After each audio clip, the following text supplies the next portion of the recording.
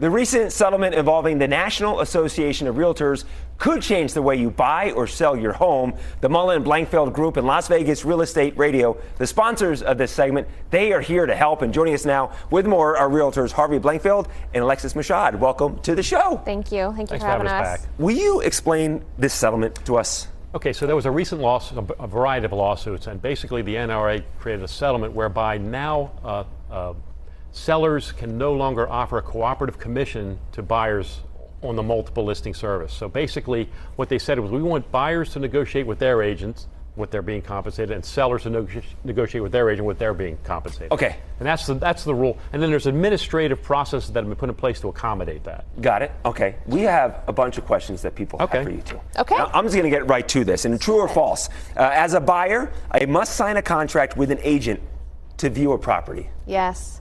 So this is new here in Clark County in Nevada and across the nation. So if you want to go see a home and you're hiring an agent, yes, you need to sign a buyer representative agreement prior to even seeing the home. Really? So if you go to list a home, you've always signed a listing agreement. Yes. You go to sell. Now when you work with a buyer's agent, you're going to sign an agreement to go see the home and work with them. But if there's someone's having an open house up the street from me, I just want to check it out. I can still walk in there, right? Sure. Okay, got it. As a seller, my listing contract only commits me to pay a commission to my broker.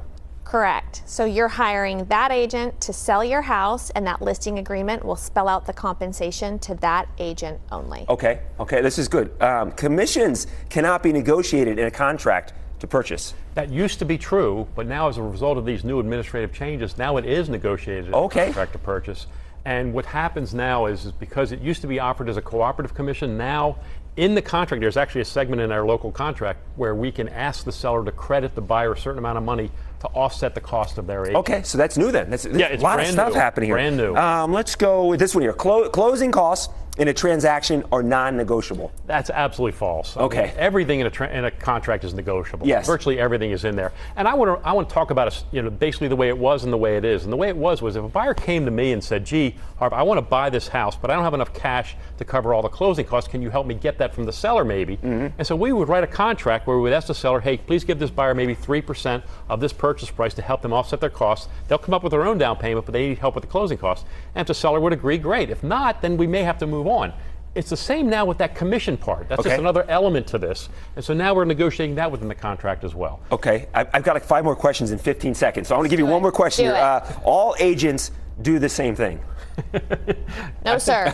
No, sir. Do we look like we do the same thing? There's good and bad in every business, right? Yes. So interview and hire the one that's right for you. Take your time. Yeah, you used to interview listing agents, interview buyer's agents. I love it. Interview somebody to help you. I love it. Thank you guys so much. We can go on for another hour if need be. Thank you to the Mullen & Blankfeld Las Vegas